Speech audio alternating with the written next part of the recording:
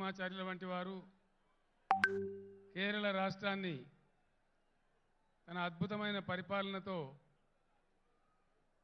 చరిత్రలో లేని విధంగా రెండవసారి కూడా సిపిఎం పార్టీని విజయ తీరాల వైపు చేర్చి భారతదేశంలోనే అత్యంత సీనియర్గా ఉన్నటువంటి గౌరవనీయులు పెద్దలు కేరళ ముఖ్యమంత్రి గారు శ్రీ విజయన్ గారిని ప్రసంగించవలసిందిగా మనందరి తరఫున నేను విజ్ఞప్తి చేస్తా ఉన్నాను.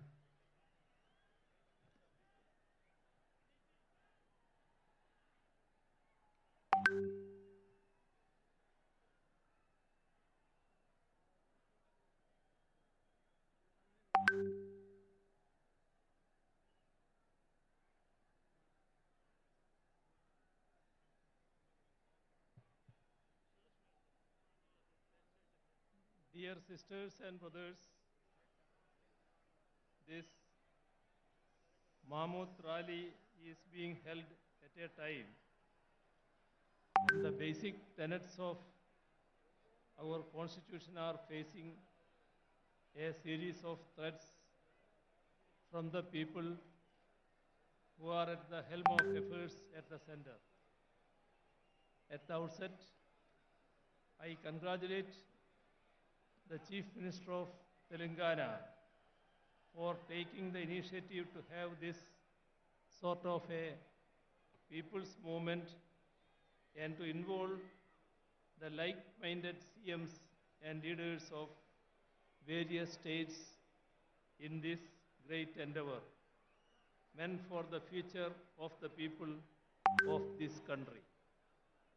On this very same day, a newly built collectorate for the district of Khammam and the second phase of Kandivalak, the universal eye screening program organized by the state government of Telangana, have been inaugurated. This needs special mention because through them, at one stroke itself, the state government is improving governance as well as public services so as to better the lives of the people of Telangana. Let me state that Kerala and its people are with the state government of Telangana in all their pro-people initiatives. I have come to understand that decentralization of governance has been a hallmark of KCR Garu's administration. During the tenure of his government, collectorates have become state-of-the-art integrated district office complexes. All district departments are co-located in them for the convenience of people. And as far as the Kandivalak program goes, no such mass eye testing program has been conducted in the history of our country. Kandivalak means light for the eyes, or a torchlight showing the path. Today, with this public meeting, we are showing the path forward for the nation. It is a matter of great pride to once again be here in Telangana, the land of people's struggles. It is the heroic struggle of the peasants of Telangana in the late 1940s which placed the issue of land reforms on the agenda of the country.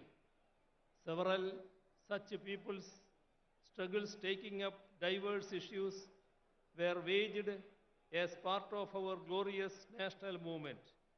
It is subsequent to centuries-long such struggles that our country won its freedom from the colonizers. However, today we have a peculiar situation in which a political formation that was not part of our national freedom struggle is in power in the country. The followers of those who tendered unconditional apologies to the colonizers and promised to serve the imperial crown are at the helm of affairs today. They have been and remain antagonistic to the values of our anti-colonial struggle. Ideas such as secularism, democracy, federal structure, social justice, and equality were championed through it, and subsequently they were included in India's constitution so as to uphold the values championed by our freedom struggle. Since those in power now were not part of our collective struggles then, they do not know the values on which India has been built as a sovereign democratic republic. So, they seek to alter the basic structures on which our modern nation has been built, even as they call for celebrations such as Azadi Ka Amrit Mahotsav to commemorate the 75th anniversary of India's independence. Amidst the glam and glitter of these celebrations, they seek to undo the very foundations of our country, our democracy, and our constitution. Our constitution starts with the preamble in which we have enshrined the basic values that we uphold as Indians: sovereign, socialist, secular, democratic, republic, justice, liberty, equality, and fraternity. By signing various international defense agreements, they go against the concept of sovereignty. By allowing the concentration of wealth through consistent appeasement of corporates, they go against the concept of socialism. By seeking to replace parliamentary democracy with presidential form of governance, they go against the concept of democracy. By enacting laws which divide the people on communal lines, as in the case of the Citizenship Amendment Act, they thwart the concept of secularism. After the preamble comes part 1, in which we define India. It states, India, that is Bharat, shall be a union of states. The states are the basic units of India, our country. It is the union of states that creates India, our country. That is why India has a federal structure. Yet those in power think that we are a unitary state. We need to remember that their predecessors had promised to declare India as a unitary state in their manifesto published in the run-up to the 4th general election held in India in 1967.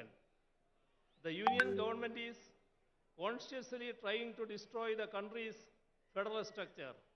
Repeatedly, laws are being enacted by the parliament on subjects in the state list in the constitution, be it law and order, agriculture, cooperation, power, or so on. Bills that infringe upon the rights of the states are being enacted into laws, even without seeking the opinion of state governments. Even while entering into international agreements that affect the states, the union government does not inform state governments, let alone seek their consent.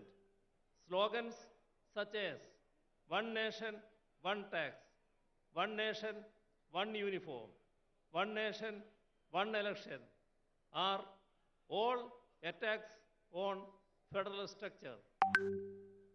When states try to mobilize resources through additional alternative sources, the union intervenes and sabotages such moves. On the one hand, the right to avail loan is curbed, and on the other, the additional resources are sealed. Along with this, the funds that are made available to the state by the Constitution too are denied. Such attacks are most acute in the states that are ruled by governments that are opposed to the BJP RSS campaign ruling the union. We are seeing it in Telangana, as well as in Kerala.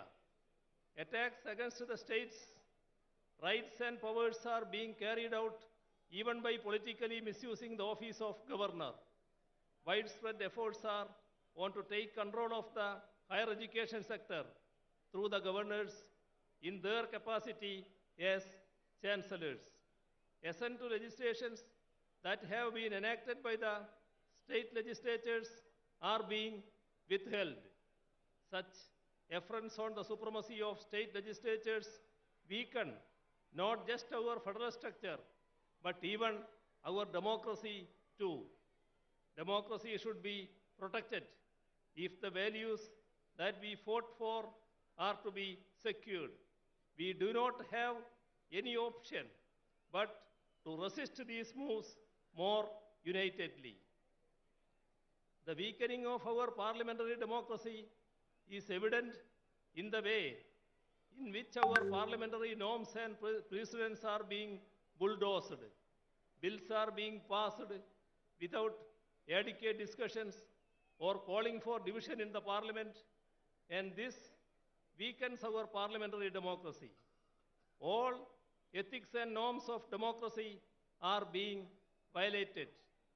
Governments that have come to power in the states by winning a majority in the assembly elections are being toppled through horse trading. Such unethical efforts to form governments in the states weaken the very foundations of our democracy, which is based on a multi-party system. Such a multi-party system is essential if we are to preserve and promote our diversities while remaining united as one. Unity in diversity is the most cherished of India's ideals. It is what has defined us as a nation right from the days of our freedom struggle. India's varied languages are the expressions of our diversities. Our mother tongues are part of our cultural identities.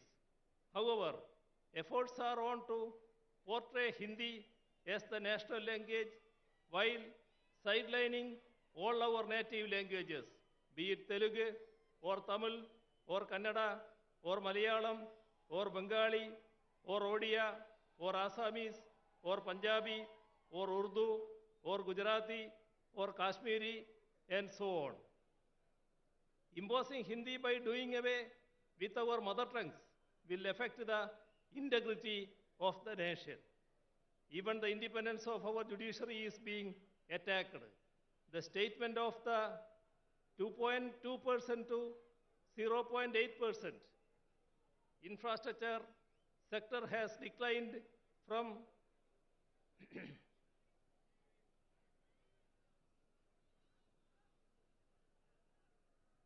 the statement of the law minister to the effect that the union government should have a decisive say in the appointment of judges goes to prove that the BJP government is hell bent on destroying judicial autonomy and to subvert the judiciary into a nominated body of the union government. The Chief Justice himself has resisted the move, and it is commendable that the judiciary in general and the Supreme Court in particular have taken a firm stand, keeping the spirit of the independence of judiciary high. Not merely members of the union cabinet, but even the nominees are trying to meddle with the autonomy of the judiciary. Last week, the Vice President attacked the Supreme Court for striking down the NJSC Act of 2015.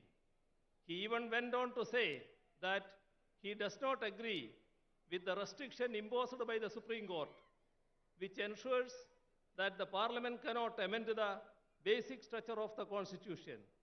It is rather unfortunate that even the highest office, such as the Vice President, are making certain remarks that go against the Constitution and its spirit. India's identity as a democratic and secular country was molded in the fire of our anti-colonial struggle. The concept of India that is inclusive of different languages and cultures emerged during our national movement. Right now, these very characteristics of India are under a grave threat. The threat is posed by the present generation of those who were sycophants of the empire but betrayers of our struggles. It was those betrayers who murdered the father of our nation. Gandhiji, a practicing Hindu, was killed by the proponents of Hindutva. That is ample proof that Hindutva is not the same as or even related to Hinduism. The religion resorting to Hindutva efforts are on to create communal polarization in the country. By creating polarization, a last-ditch effort is being made to diffuse the public anger against the misplaced policies of the Union government. The fallout of such anti-people policies are there all around us. Public sector enterprises, which are the wealth of the nation, are being sold off. In the last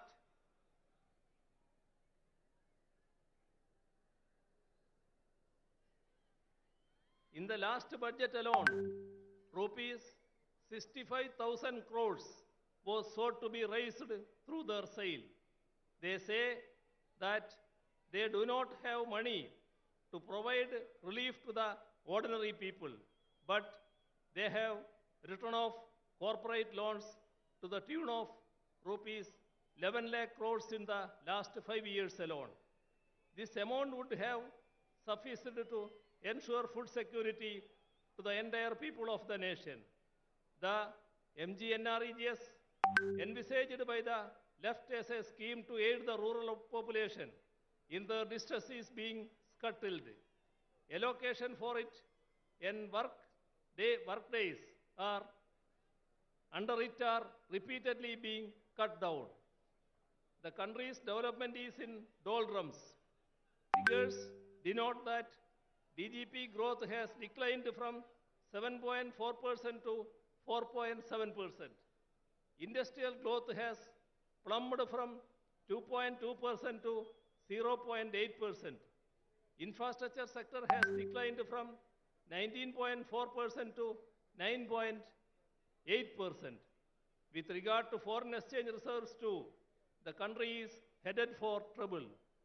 Our forex reserves have shrunk from 642.2 billion in 2021 to 528.37 billion US dollar last October. The constant rise of petroleum prices has pushed the people's lives into misery. All this has made life extremely difficult for the common man. There is a sharp increase in hunger and poverty. In the global hunger index, we are 107th among 121 nations around the world.